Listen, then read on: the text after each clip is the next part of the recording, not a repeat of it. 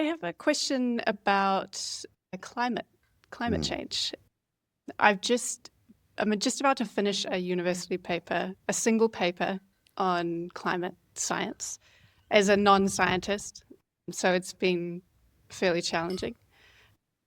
But I guess it's exposed me to a good number of climate scientist opinions about how we need to get to zero carbon in order to reel back the damage that's been done and to restore the planet to the wonderful sort of Goldilocks zone that it is, this incredibly benevolent and wonderful place that we live. But I can't really see, looking around at all of the things that we do, I can't see that, even though that's apparently the solution and the thing that I feel like I should contort myself into doing, I can't see how we're going to get there. And I wondered what you thought about that. We're not going to get there. If we had started in 1940s, I work with the Waverly Street Foundation. It's a foundation dedicated to all the science and practical applications for bringing about solutions to climate change. Waverly Street Foundation, look it up, easy to remember. Waverly Council, Waverly Street Foundation. And I know all the higher ups in that organization, and I have regular conversations with them. I work with them as a meditation teacher, but we exchange a lot of ideas. And without big perspective, the news is depressing. And the news is, if we'd started trying to reverse in a very earnest way in the 1940s, we might have made it. Now, the warming's happening, and it looks as though it's irreversible. And so now we have to start thinking what we're doing about what's coming.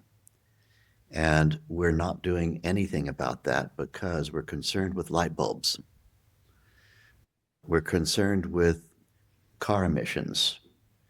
And, we think electric cars are the answer, but evidently they're not because of the long tailpipe, meaning your own personal car isn't generating any pollution that you can detect, but it runs on electricity that's coming from a place where they're burning coal. And so your car is contributing to that. Or we're not looking at the mining of the nickel cadmium that makes the battery for your electric car, which on its own is creating massive pollution and also gobbling up territory and displacing thousands of people. The indiscriminate mining of the materials needed for the batteries for cars is contributing to global displacement and contributing to vast pollution. And so how do we get out of all of this? Well, we're adaptive creatures, we humans. It's not that we shouldn't be mitigating existing carbon emission. We do need to continue doing that so that we don't make it worse. But as a whole, we're not doing enough fast enough, that's for sure. And so we're backsliding. And it looks like the 2 degrees Celsius, the big scary number, is probably going to be hit sooner than we ever thought. It's looking like it's going to be hit sooner. And so then what are the repercussions of climate change? Well, there are many, many, many. It's going to start raining in places where it didn't rain before. The storms are going to get bigger. It's going to stop raining in places where it did rain once upon a time. So places that are not used to droughts will become drought-stricken. Places that are not used to lots of rain will get a lot more rain and all of that. We have to start getting our heads around finding the patterns of that. Also, the sea levels are going to come up. And something like 85% of every major airport in the world, 85%, are only a few feet. Sydney Kingsford Smith, a few feet above sea level. JFK, Los Angeles, LAX.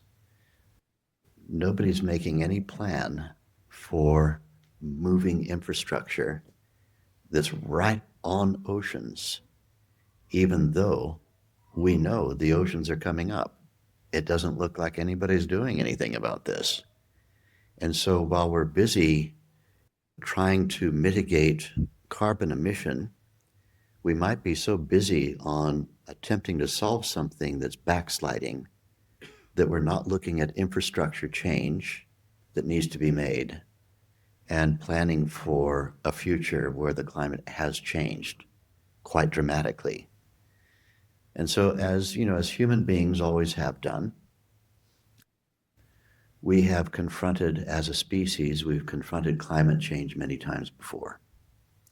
Our species has survived 10 millennia of glaciation. Our species survived the warming and the water rise that came post-glaciation, the last major glacial period, the last ice age. People used to be able to walk from Russia to North America. We call it a land bridge. It wasn't a land bridge, it was a land mass. It wasn't just a bridge, it was a mass of land that went between modern-day Russia and Alaska. And that's how the tribal Americans all got into North America and all the way down into South America, was over that landmass. But then the water came up and everybody was cut off. And so then everything changed from there. When we look at the largest perspective, we've succeeded as a species to adapt. And we will continue to adapt because we're smarter now than we used to be. We may not be smart enough to be able to repair the past entirely. We can do our best, but we need to start thinking infrastructurally. We need to start looking big picture.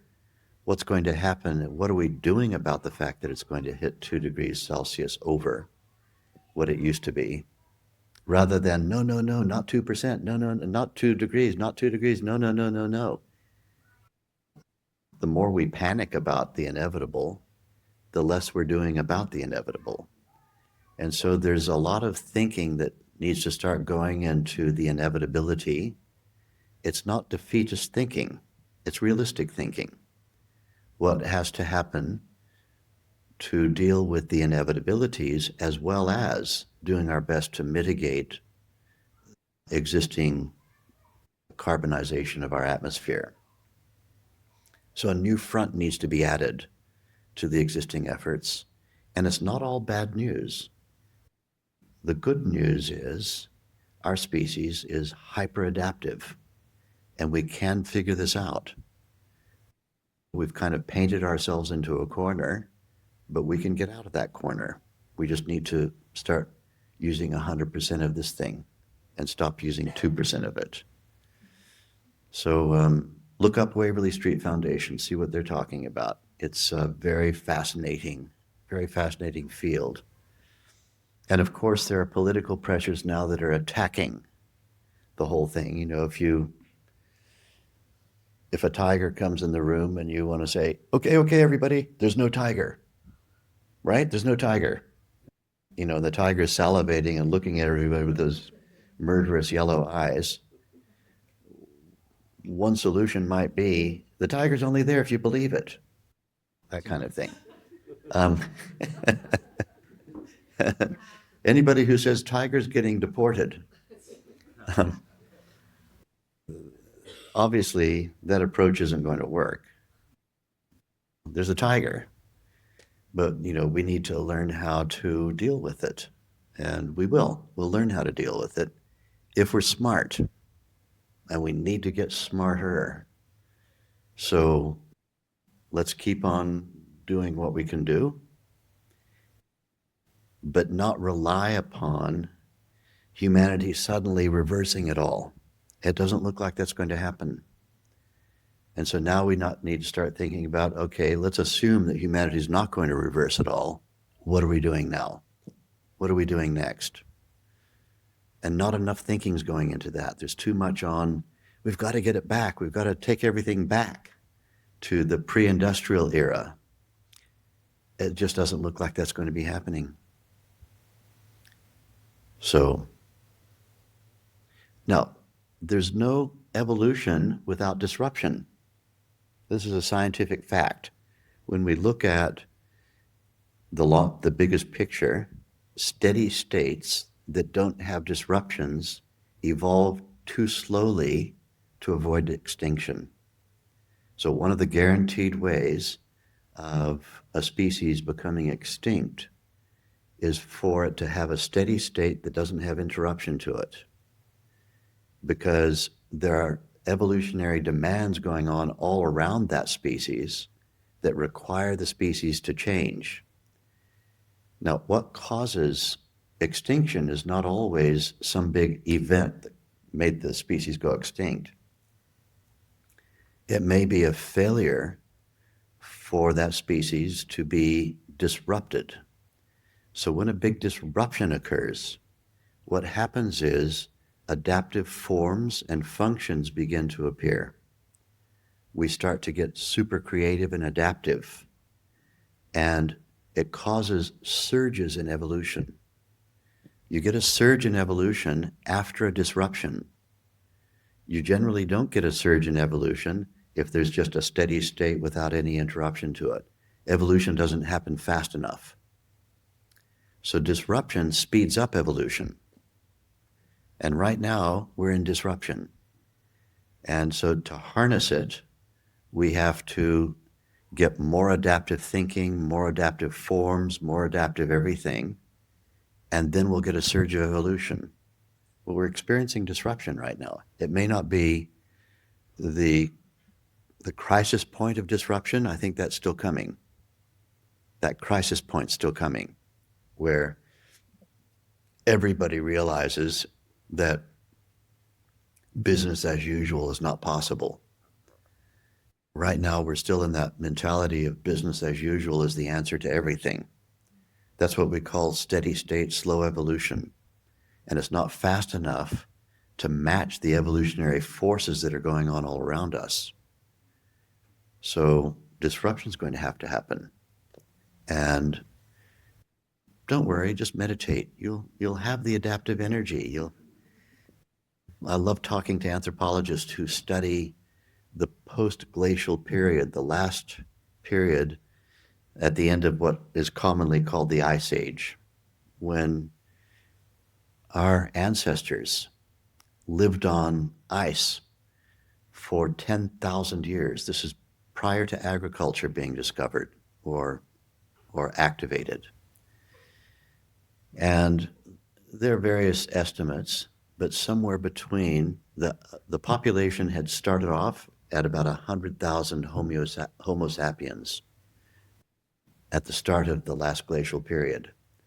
By the end of that last glacial period, 10,000 years, the human population was arguably down to as little as 12,000 people, dotted in various tribes all around the place, living on ice, most of them living on ice. Some people estimate as many as 20,000 humans in total. You were related to two of those people. Everyone in this room is related to two of those people who thrived. They didn't just survive. They thrived on the ice for 10,000 years. 10,000 years with no agriculture, very little plant life that yielded fruits and things. They figured out how to do it. And you're related to two of those. You're made of stern stuff. This thing that's coming, easy. It's not 10,000 years of glaciation. And so we have a lot of tools now that our ancient ancestors didn't have. And we'll find a way forward. We just need to be... The first thing we have to do is stop wasting the resource of human brain power. we are wasting the resource of human brain power. We're doing that collectively because we refuse to sit down in a chair and get rid of accumulated stress twice a day, which everyone who knows how to meditate just thinks, I can't wait to meditate. Oh, goody. It's not a chore. You sit down in that chair and you think, oh, what a relief. Let me close my eyes and dive into this thing. Beautiful. And somebody asked me today, what was I surprised by in the last 50 whatever years it is that I've been teaching? What was the one thing that surprised me the most? And my answer was, the one thing that surprised me the most was how resistant the population is to learning meditation. It's like you say to people, you can do this thing, it's effortless, you sit in a chair, it's so lovely, you're going to go down into this beautiful, blissful place, and you'll be able to do it twice every day and release all of your accumulated stress and all that. And people go, no, look, I've got other things to do, mate.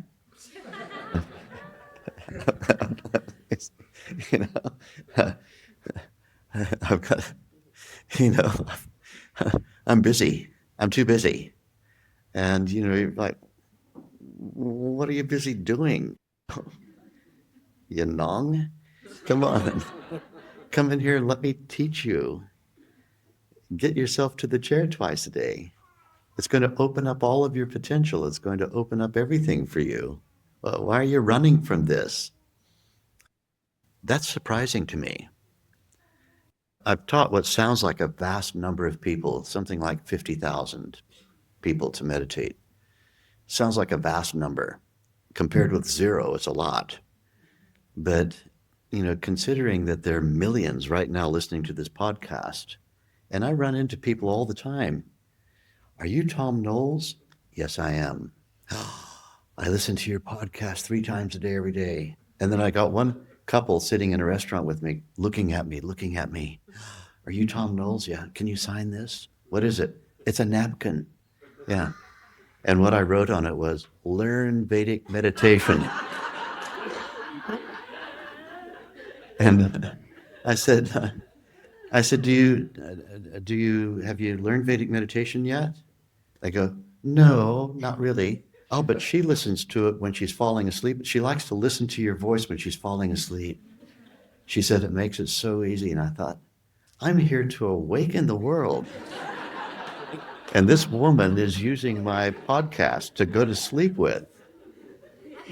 What's that? So all of those who are listening on the other side of this camera lens, learn Vedic meditation. Go and find a qualified teacher and learn it. And awaken your full potential. It's not a chore. It's the easiest thing you've ever done. Practicing this technique of meditation is easier than not practicing it. So you can be sitting here gazing at the wall. That's really hard compared to practicing Vedic meditation. That's massive effort. Just staring at the floor and drooling mindlessly is really hard work compared with Vedic meditation, which is more effortless than that. So I don't know what people are afraid of, but it really surprises me. It surprises me. So there's my message for the night. I think we'll bring it to a close now, Jay Gurudev.